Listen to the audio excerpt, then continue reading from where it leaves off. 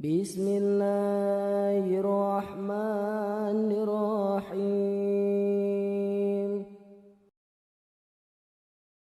Assalamualaikum warahmatullahi wabarakatuh teman-teman. Ramadan tidak terasa sudah setengah jalan lebih kita lewati.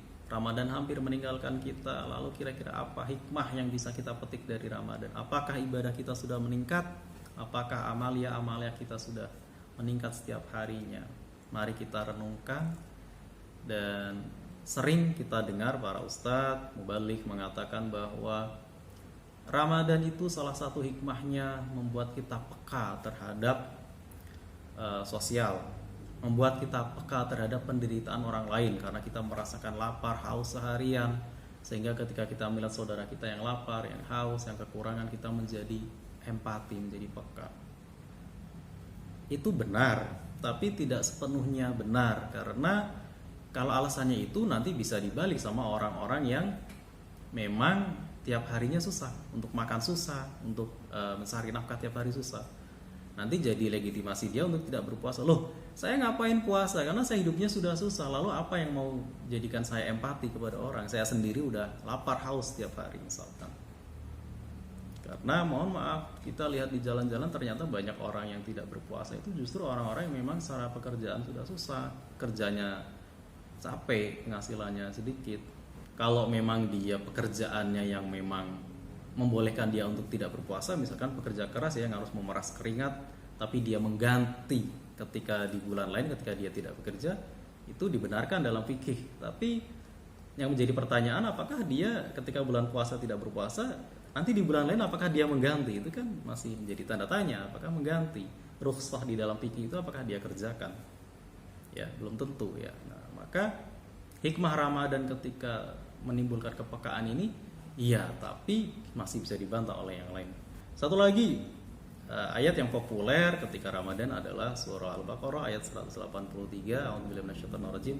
Ya ayyuhalladzina amanu kutiba alaikumusiyam kama kutiba alal ladzina min qablikum la'allakum tattaqun. Sering diambil ujungnya saja bahwa la'allakum tattaqun, supaya kalian semua bertakwa kepada Allah Subhanahu wa taala. Puasa itu ujung-ujungnya adalah untuk menjadikan kita insan atau manusia yang bertakwa. Pertanyaannya, kalau menjadikan orang bertakwa, kenapa orang-orang yang berpuasa justru banyak masih melakukan maksiat? Ada yang masih suka mengumpat, menghina, mencerca, masih ada yang suka melakukan kekerasan, memukuli orang. Ya, ada. Saya tidak contohkan, teman-teman kalau ingin tahu japri saja, nanti saya kasih tahu. Faktanya ada yang melakukan itu. Bahkan tiap hari bergunjing, berghibah, mengatai orang lain, banyak sekali. Tapi padahal dia berpuasa. Lalu kalau ujung-ujungnya la'allakum tattaqun, apakah semua orang yang berpuasa itu menjadi bertakwa, bertambah takwanya? Jawabannya lagi-lagi belum tentu. Maka orang-orang yang bertambah takwanya, tadi pula bertambah kepekaan sosialnya terhadap sesamanya, yang puasanya bagaimana? Tentu ya yang sadar bahwa puasanya itu adalah ibadah sir antara dirinya kepada Tuhannya. Karena Allah berfirman di dalam hadis qudsi melalui baginda Nabi Muhammad SAW bahwa puasa itu adalah antara hamba dan Allah. Maka Allah nanti yang akan memberi ganjaran. Maka ini ibadah sir. Orang yang terlihat lemah lesu belum orang yang terlihat sehari-harinya lesu, lemah, belum tentu dia berpuasa. Orang yang terlihat masih fit, segar, masih fresh, bisa jadi juga dia puasa setiap hari tapi masih segar kondisinya, masih prima fisiknya.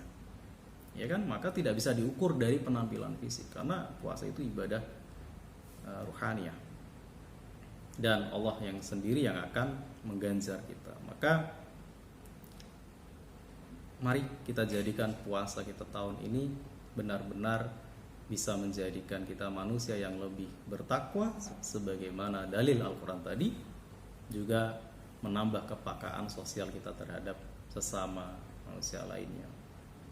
Dan yang jelas, kita tidak perlu memaksakan orang-orang lain untuk menghormati kita ketika puasa, karena kalau iman kita sudah kuat, saya rasa godaan makanan, mau orang lain makan di depan kita, kita tidak akan tergoda. Apapun godaan yang ada di depan mata kita, saya rasa tidak akan mempengaruhi puasa kita, karena puasa kita sudah yakin semata-mata karena Allah Ta'ala. Dan mudah-mudahan puasa kita diterima oleh Allah Subhanahu Wa Ta'ala dan diganjar kebaikan oleh Allah Subhanahu Wa Ta'ala. Mudah-mudahan. Assalamualaikum warahmatullahi wabarakatuh.